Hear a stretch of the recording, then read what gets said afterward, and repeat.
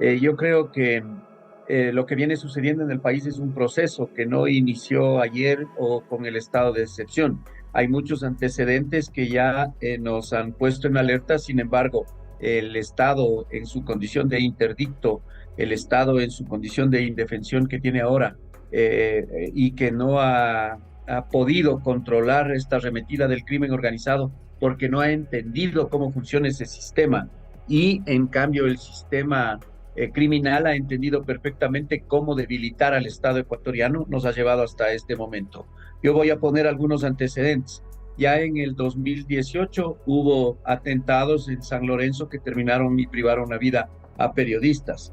En los últimos tiempos, el caso Metástasis estaba advertido que podría generar ya enormes olas de violencia. La impunidad en alrededor del 95% en delitos dolosos como peculado y asesinato. eh, la, eh, los asesinatos a los autores intelectuales, a los autores materiales del asesinato de Fernando Villavicencio. Es otro mecanismo que ha quedado ahí también en impunidad. Y nadie dice ahora nada. Inclusive toda la investigación sobre el asesinato de Fernando y sobre el asesinato de otros personajes de la política, como el alcalde de Manta, como este señor Cherres que estaba asociado al poder político en el gobierno, en el anterior gobierno, quedan en impunidad. Ahora, en el estado de excepción, ante la posibilidad de volver a poner en el discurso la situación de extraditar a aquellos que han cometido doble criminalidad en este país y en otro, y que puedan ser enviados a otros países a cumplir las condenas, en donde el Estado de Derecho prevalece, en donde existe más cumplimiento de la ley, en donde existe mayor aplicación de la ley. Entonces, motiva y genera estas olas de violencia para intimidarle al Estado. Creo que todo esto en conjunto es lo que hoy debe llamar al gran diálogo nacional, a la gran cohesión nacional para enfrentar. Caso contrario, seguiremos nosotros pensando que es un tema de personas, que es un tema de instituciones y que no es un tema de Estado. Hay que definir una agenda de seguridad, hay que definir políticas absolutamente claras de defensa, de inteligencia, de seguridad ciudadana, de rehabilitación social, la política criminal, la política exterior, inclusive para las coordinaciones y las articulaciones con agencias de inteligencia.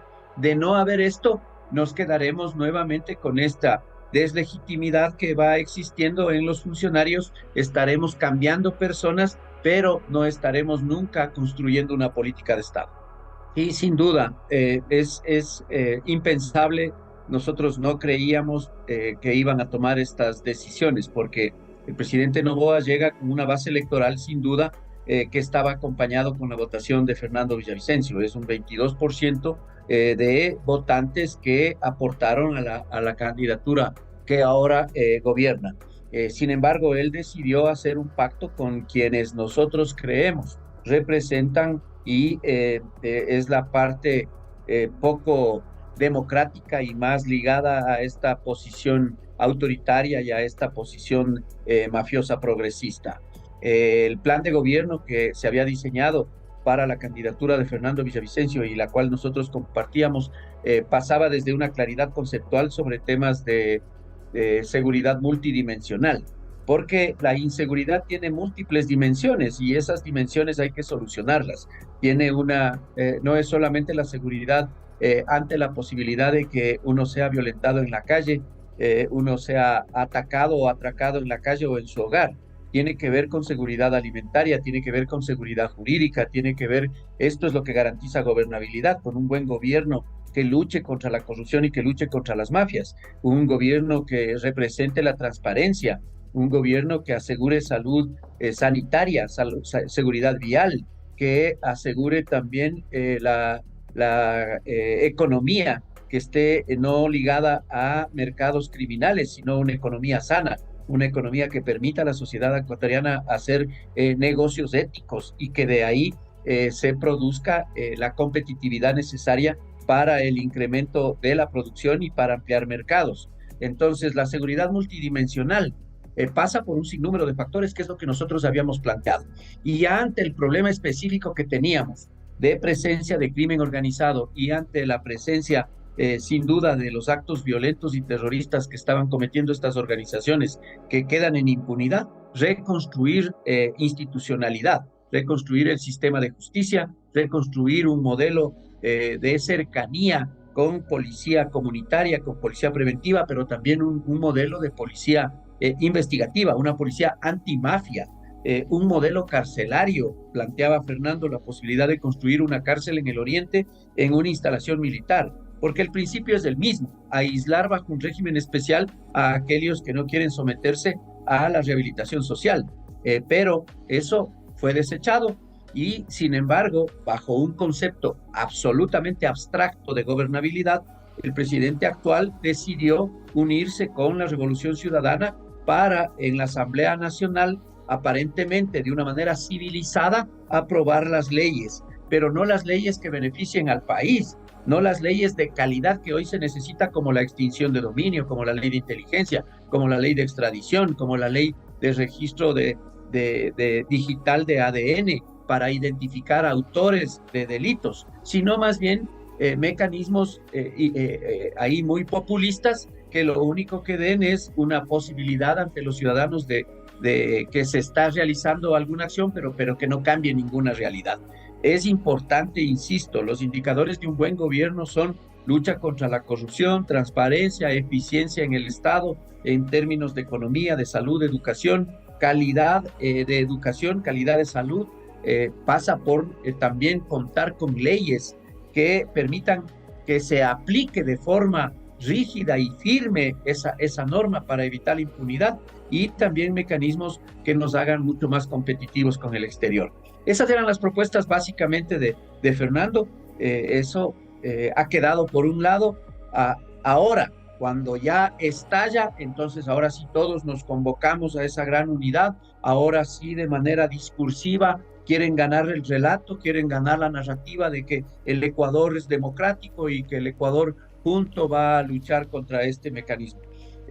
Ojalá se puedan dar cuenta claramente dónde están las posiciones democráticas y dónde están las posiciones más cercanas al autoritarismo, ligado sin duda con organizaciones criminales. Mire, más allá de la actitud que puedan tener privados de libertad, que se sienten con la libertad absoluta de, de generar todas las alteraciones del orden público, lo que deberíamos es nosotros rediseñar la agenda de seguridad, entendiendo como agenda de seguridad un instrumento de inteligencia, un instrumento estratégico que, basado en un análisis prospectivo, nos permita identificar factores de riesgo y amenazas para la convivencia y para el normal desarrollo del Estado ecuatoriano. Y ese impacto que tiene en el caso de producirse en la calidad de vida de los ecuatorianos.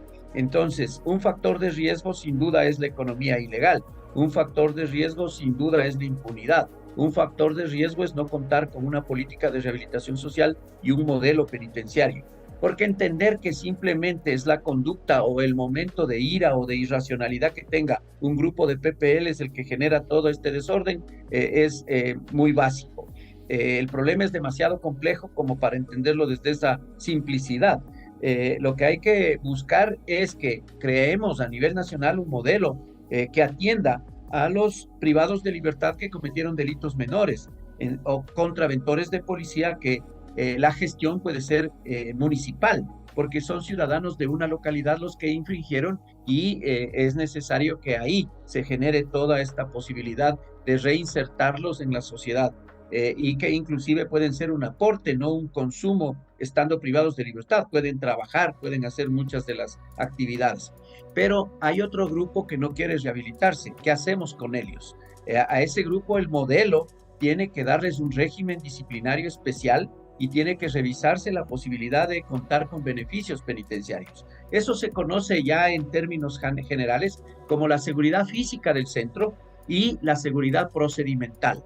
En la seguridad física, las cárceles deben tener una infraestructura con tecnología para poder vigilar qué están haciendo, para inhibir la posibilidad de que se comuniquen y delincan desde el interior de los centros penitenciarios o ordenen actos de violencia hacia afuera. Pero también podría ser la posibilidad de contar con micrófonos para escuchar qué es lo que están planificando desde el interior de los centros penitenciarios, para entender la lógica, cómo interactúa el agente de control penitenciario con el privado de libertad, la policía con los actores burocráticos del sistema, los defensores, los abogados que ingresan al centro, las visitas, es decir, entender cómo funciona un centro penitenciario y corregir lo más importante, que son los procedimientos, cómo se benefician con informes de buena conducta, cómo se reubican los presos en diferentes centros o en diferentes celdas y pabellones, cómo manejan el régimen al interior, el régimen administrativo, los privados de libertad, cómo se elaboran estos famosos informes para poder obtener las salidas anticipadas. Este mecanismo es el más corrupto y ahí es donde el sistema de justicia, lastimosamente, por vía intimidación o vía corrupción, ha cedido a la presencia de las organizaciones criminales. Ahí hay mucha tarea por desarrollar, ahí hay mucho en donde el Estado ecuatoriano tiene que invertir, porque sin inversión no funciona. Sin embargo, nosotros miramos que la salida y la propuesta que está haciendo el actual gobierno es construir más cárceles, cuando no tienen talento humano de agentes penitenciarios para el control. Va a ser mucho más caótico el tema. Ya se hizo un censo penitenciario que quedó, esa información quedó ya se perdió el principio de oportunidad de la información para la toma de decisiones. Ahora no saben nuevamente cuántos privados de libertad tienen, dónde están, cómo van sus acciones administrativas, y todo esto hay que recuperar. Es una institucionalidad lastimosamente cedida a las organizaciones criminales y hoy más que nunca se necesita cambiar esta realidad.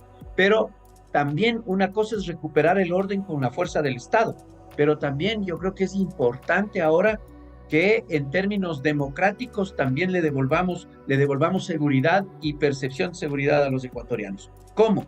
Creo que revisando el rol de Fuerzas Armadas, de Policía Nacional, no vía consulta. Yo creo que eso va a ser un mecanismo no eficiente. Creo que hay que, para las elecciones del 2025, creo que deberíamos nosotros hacer la posibilidad de mirar o dialogar o debatir sobre la posibilidad de hacer una asamblea constituyente. Y en la asamblea constituyente revisar el contrato social, es decir, la constitución, para que la reestructuración de instituciones sea un tema efectivo. El Ecuador no es que carece de leyes, el Ecuador carece de la posibilidad de que esas leyes sean aplicadas. Y ante la imposibilidad, ante la flexibilidad que existe en la aplicación de la ley, aparece la corrupción, la impunidad y aparecen todas estas olas de violencia. Ahora, en la urgencia, yo creo que hay que recuperar y restablecer el orden público. El orden público, el Estado tiene la posibilidad de hacerlo mediante el uso de la fuerza. Para eso es la fuerza del Estado y lo ha hecho. Sin duda, el decreto ejecutivo en el cual se les declara como beligerantes a las organizaciones criminales y básicamente nosotros entramos en un conflicto interno de carácter armado, tenemos que, siendo respetuosos del derecho internacional humanitario conforme la Convención del 49 y la Convención del 77, tenemos que cumplir. Pero ahí es donde debe aparecer el liderazgo y la responsabilidad de las instituciones y de las unidades operativas tácticas y de inteligencia, tanto de Fuerzas Armadas como de Policía Nacional. Pero en un segundo nivel, creo que hay que definir claramente las políticas. Las mejores políticas de seguridad son la política económica y la política educativa. Mientras tengamos una sociedad mucho más educada, mientras en vez de tener que construir cárceles, construyamos escuelas, mientras garanticemos de mejor manera el tema económico, sin robo, sin corrupción, cuando la obra pública se realice sin corrupción, yo creo que eran los grandes demandas y denuncias que presentaba Fernando. En ese sentido, yo creo que se reactivaría muchísimo la posibilidad de generar empleo juvenil, generar oportunidades para los jóvenes y no el desasosiego y la desesperanza que hoy hay. Estos son los dos caminos que encontramos. Por un lado, insisto, la posibilidad del uso de la fuerza y también tramitar de manera urgente en la Asamblea Nacional la legítima defensa privilegiada para que quienes nos cuidan puedan tener una capacidad especial de anticiparse ante los riesgos. Esto no quiere decir ni gatillo fácil ni violación de derechos humanos bajo conceptos de falso positivo. Esto quiere decir que el uniformado que vela y tutela derechos de los ciudadanos pueda advertir el riesgo y, siguiendo protocolos, inclusive que pueden quedar registrados en una cámara personal, a la Administración de Justicia se llegue cuando el ciudadano que no está respetando la ley incumpla, pues si el uniformado tiene que darle de baja o tiene que hacer uso de la fuerza, lo tendrá que hacer. Eso es lo que disuade. Ya no disuade ningún otro tema, no disuade la cárcel, no disuade la posibilidad de cumplir una pena, disuade que le quiten el dinero o disuade que el Estado pueda imponer a través de la fuerza, puede imponerse a través de la fuerza letal. Esa es una gran noticia para la sociedad ecuatoriana. Mire, en el 2019, lo que hoy se vivió, por ejemplo, en TC Televisión, ya lo vivimos nosotros en el secuestro, la manifestación, en el paro del 2019. Secuestraron policías en la Casa de la Cultura, luego secuestraron en el norte de la ciudad, en Calderón y Carapungo, a policías que de igual manera en una iglesia les rociaron gasolina y querían incendiarlas. Estaban armados con armas letales, pero no de fuego. Y sin duda iban a atentar contra la vida de esos uniformados. Sin embargo, la Asamblea Nacional ahí decidió dar amnistía a todos aquellos que cometieron estas infracciones y los policías se quedaron en indefensión. Cuando Santiago Olmedo o cuando David Velastegui, en un caso en mascarilla similar, hicieron uso de la fuerza con un impacto de letalidad al final, ellos han tenido que afrontar juicios enormes durante muchísimo tiempo, no solamente que les ha costado su economía, su patrimonio familiar, sino que estaban en riesgo inclusive sus libertades y sus profesiones. Hoy el Estado ecuatoriano ha dado un mensaje absolutamente claro y la Asamblea Nacional cuando habla también de amnistías. Sin embargo, eso no es necesario. Yo creo que es necesario entrenar al policía bajo conceptos y doctrina de derechos humanos, equiparle con lo necesario para que el uso progresivo de la fuerza se concrete desde lo no letal hasta lo letal y finalmente darle capacidades legales para su obrar. El único mecanismo para eso es la legítima defensa privilegiada. Mire, yo creo que todavía existe una incomprensión y justamente por eso en materia de seguridad la política exterior es importante.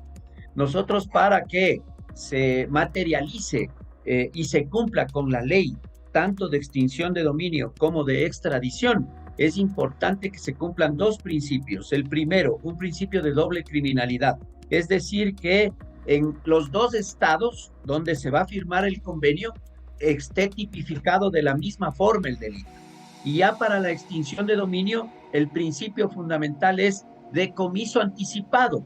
Pero en el Ecuador, cuando construyeron la norma, se saltaron estos dos principios técnicos y lo hicieron para que no sea de manera anticipada, bajo el pretexto de que va a haber persecución y van a quitarle, el Estado ecuatoriano va a quitarle el bien a otros por persecución política.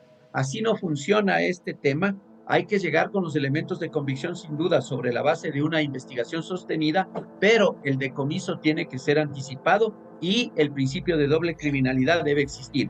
Aquí en el Ecuador es el único en la región que se ha quedado por fuera. Por eso la desconfianza que existe en relación a América Latina y al mundo entero, como una norma que es de mucha ayuda. En Colombia ha servido para retirar cerca de 8.000 millones de dólares cada semestre a las organizaciones criminales y esos recursos son invertidos o reinvertidos en programas sociales. Acá no se puede y lo poco que se decomisa, luego funcionarios tanto de inmobiliar como del sistema judicial les devuelven a los familiares de los criminales o a los testaferros. Así no hay ningún mecanismo válido y no hay un mecanismo de disuasión. La calidad de la ley es importante, pero, insisto, más allá de que tengamos leyes fuertes, la aplicación de esa ley con un sistema judicial potente es lo que también hay que buscar. ¿Cómo depuramos las instituciones? Si no se puede hacer una depuración sobre la base de rumores, tiene que haber un trabajo sostenido, tanto de recolección de información, análisis y procesamiento, para descubrir cuáles están trabajando a favor del Estado y son leales con su profesión y su trabajo, o quienes están trabajando para las organizaciones criminales. Yo creo que el pacto de la impunidad todavía no, no se visibiliza en los resultados en realidad. Creo que el gobierno todavía no abre bien los ojos respecto de las implicaciones que tuvo la posibilidad de hacer una mayoría bajo ese mismo concepto súper abstracto de gobernabilidad. Porque en la práctica, ¿qué es garantizar la gobernabilidad? El sacar leyes presentadas de manera urgente por el Ejecutivo para beneficiar a familiares directos o para beneficiar a los grupos cercanos al poder actual, o realmente presentar leyes que ayuden a resolver los problemas sociales. Porque eso es una ley bajo el concepto de política pública debería ser algo que cambie una realidad. ¿Cómo cambiamos una realidad que está viviendo el país con las reformas al COIP de la manera simple como las están presentando?